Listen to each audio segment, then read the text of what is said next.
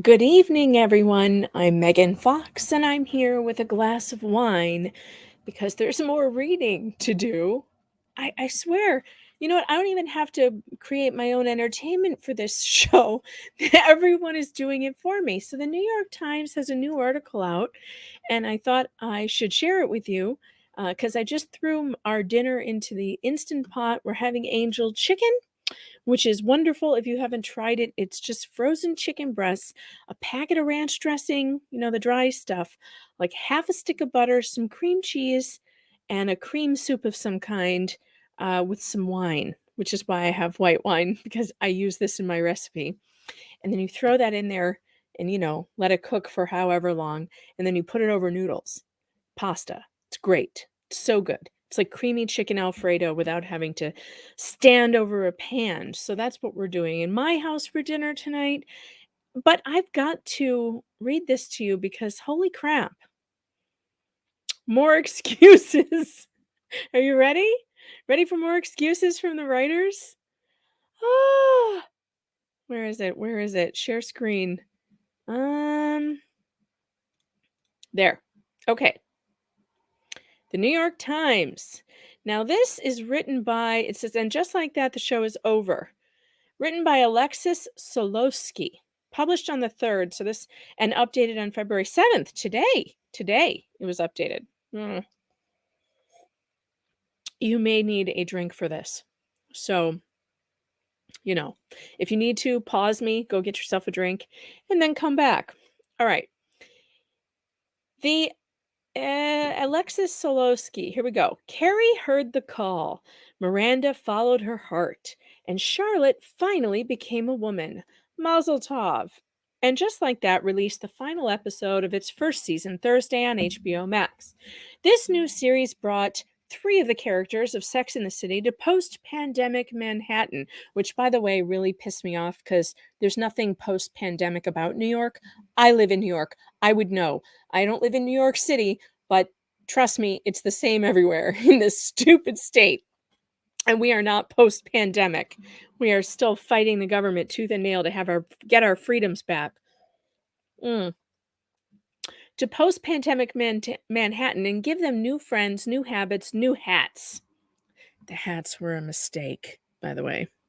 There was less sex than in the original and somewhat more death and loss. What, somewhat more?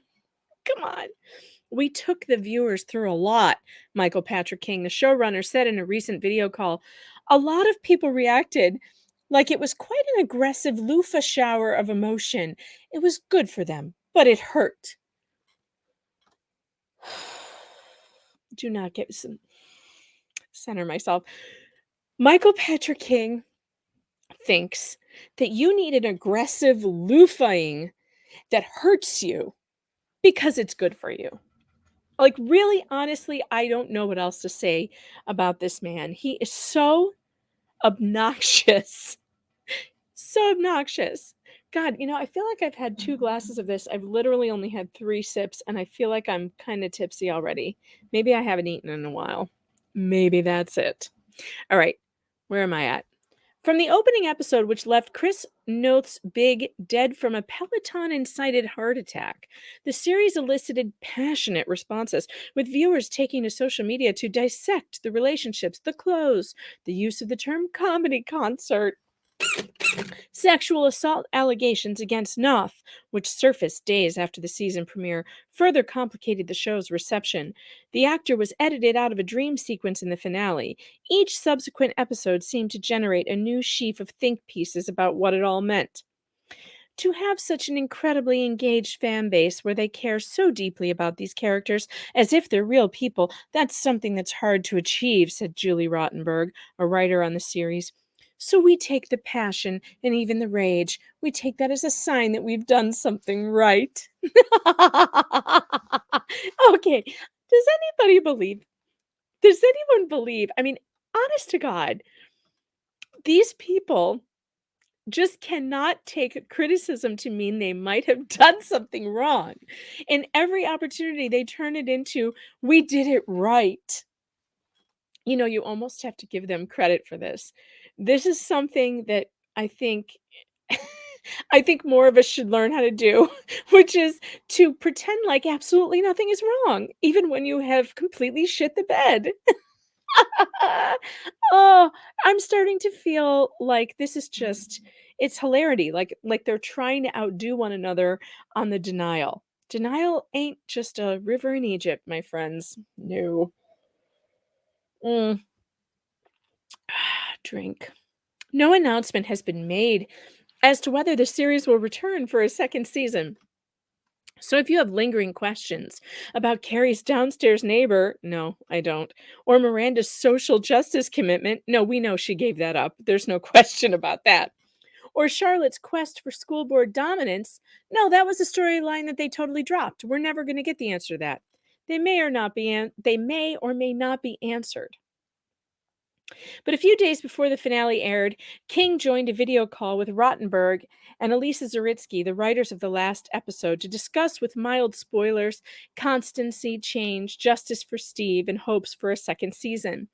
These are edited excerpts from that conversation. Oh, I wonder if this is the same as the interview with Vulture that was so long. I haven't read through this yet, so I don't know. What did you want to accomplish with this finale? MPK says to move people someplace they weren't in the first episode, to take them on a journey. For Carrie, it was to take her from the dark to the possibility of something new.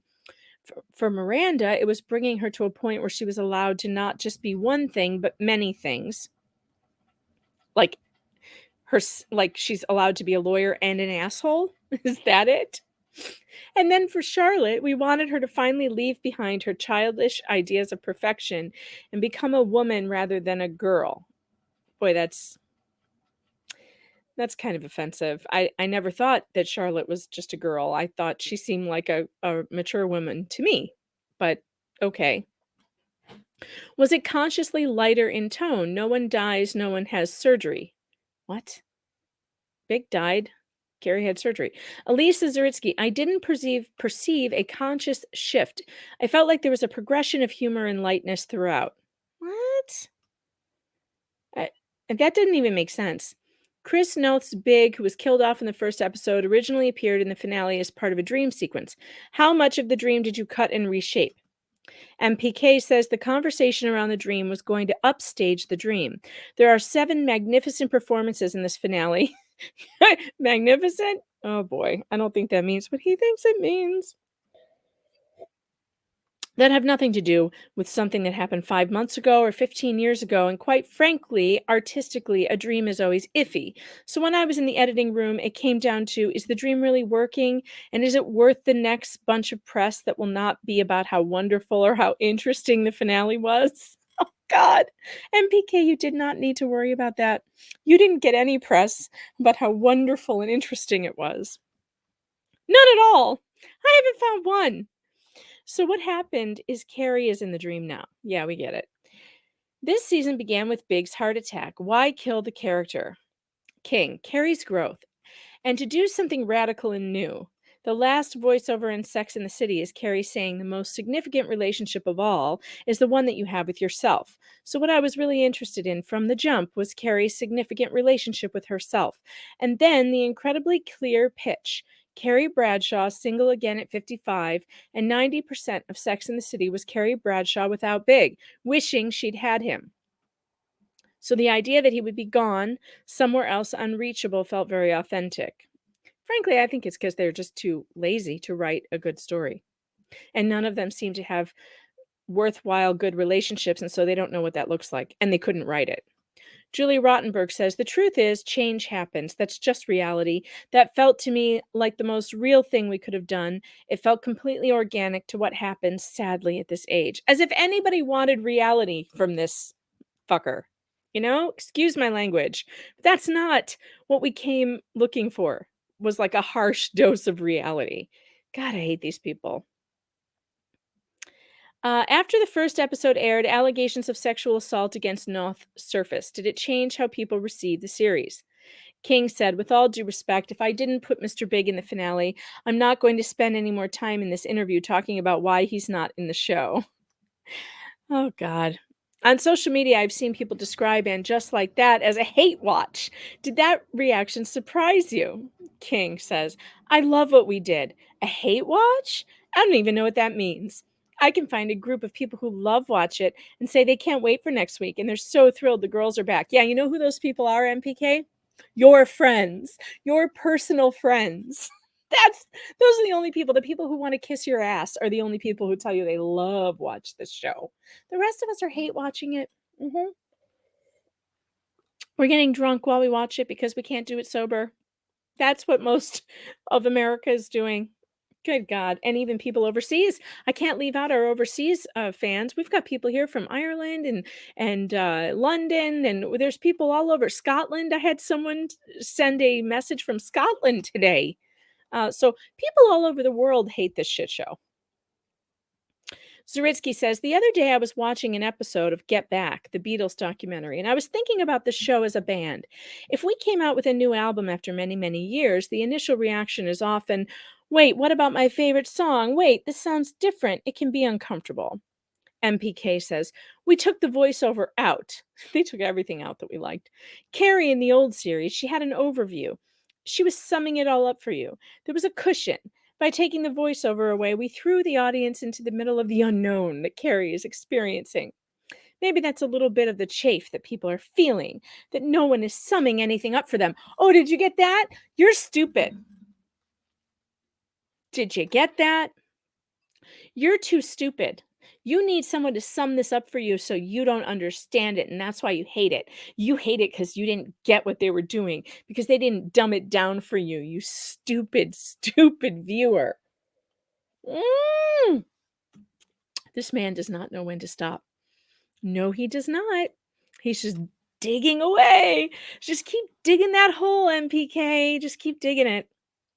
I read an essay about the show making middle age seem like a real bummer. Is it?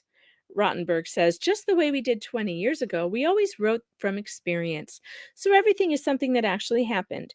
Sadly, we are surrounded by couples who divorced, or someone who died, or someone who had to have hip surgery. We relate to these challenges in life, and we always find something funny in them.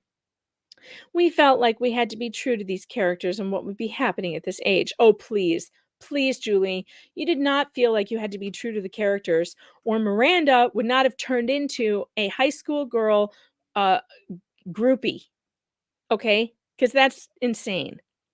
Did you feel that you were entirely fair to Steve? He seemed like such a fogey. Rottenberg said the idea of giving him hearing aids came right out of real life, just like every other story we did. David Eichenberg, the actor who plays Steve, has hearing aids. I find it really incredible that that was held up as this old man thing. It's like, no, that's real. Like, that's actually real. Hey, Julie, you know what? We knew that. We knew he had hearing loss. You're the one who wrote into the script him saying, I'm an old fogey. I've got hearing aids now. I'm an old fogey. You don't remember that? Harry comes up to him outside the concert and says, hey, man, I haven't seen you in a while. What's going on? And he says, I got 2 hearing aids now. I'm an old fogey. You wrote that. Do not turn it back around on us and tell us that we don't know what we're talking about and that we're the ones that are saying it's old. No, you made Steve an old deaf fool. He could have been a guy with hearing aids that worked. But instead, every other line was, huh? What? Huh? Give me a break. They are so full of shit. They're making this so much worse on themselves. Let me give you, because I know Michael Patrick King is watching these videos and reading my articles. Let me give you some advice, Mike. Shut up. Stop talking. This is making it so much worse.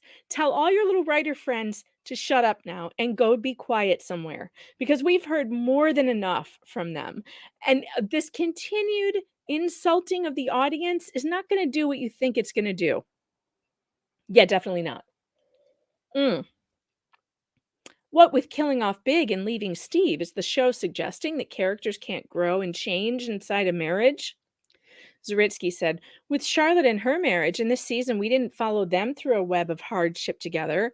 King says, on purpose, by design. Oh, because they didn't break up one marriage. It's okay if the other two fall apart. Zaritsky, her marriage is alive and well and seems to be thriving. With Miranda and Carrie, we had an opportunity to explore other avenues of middle age growth. Oh, please. King, all three of us are in very long term relationships. I don't believe there's no personal growth or challenge if you stay in a committed relationship. In order to grow this series, we had to change something. The funny thing is, people want it to be the show that they remember, and now there are two single women. Yeah, except they're total idiots, which is not how the characters used to be. Moving on. You introduced four new characters: Naya, Seema, Lisa, and Che. You envisioned them as main characters. Do you think that you got there? King, you've known Miranda for 20 years. You've known Naya for 20 minutes. It's a testament to the agenda we had to make them be real people with lives and problems that we got that in there. Everything's an evolution. You know their names and you know a little bit about them and you know them more than you did 10 episodes ago. They exist and we like them. If we had more time and more episodes, they would definitely become more present. I'm getting the idea that MPK is really getting sick of these questions. This is such a bitchy response. And so Mike, just quit. Stop doing these interviews because you're not coming off well. Rottenberg says we had to figure out how to juggle 7 balls in this finite amount of time. Zaritsky said there's certainly more to uncover about all of them.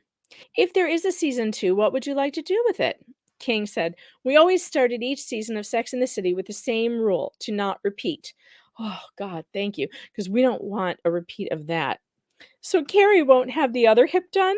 King says, first of all, that was a congenital birth defect. Boy, he's getting pissed. Can you tell? First of all, that was a congenital birth defect. But the reality is we try not to repeat. It's a gold mine of where you can go. We like the people and they're complicated. Some are more flawed than others. Some their flaws are yet to be revealed. So who knows where it can go? By the way, he's full of shit that they don't repeat. IVF? How many times have we heard the IVF story on this show with Charlotte? How many episodes did we have to sit through of Charlotte going through infertility? And now we're doing it again with Nia Wallace? Why? Why? We don't even know her. We don't even know her. And Che running off to LA with Miranda. Didn't Carrie do that to Paris with Petrovsky? Yes, she did. So they're just regurgitating old storylines anyway. You repeat all the time, MPK. Nonsense. Zaritsky says Miranda, when she was breaking up with Steve on the couch, she had that line: more, I want more sex, more energy, more everything, more. That's what I would want from the show. Well, I don't think that they would deliver it, though. Do you? Because I don't think that they have the capability or the talent to do that. Anyway, finishing my wine. Gonna need it after that. Stay tuned. There will be more. Like and subscribe, and stay tuned for Friday's happy hour at 5 p.m. Eastern Standard Time. So many great collabs that night. You're gonna love it. Okay, bye.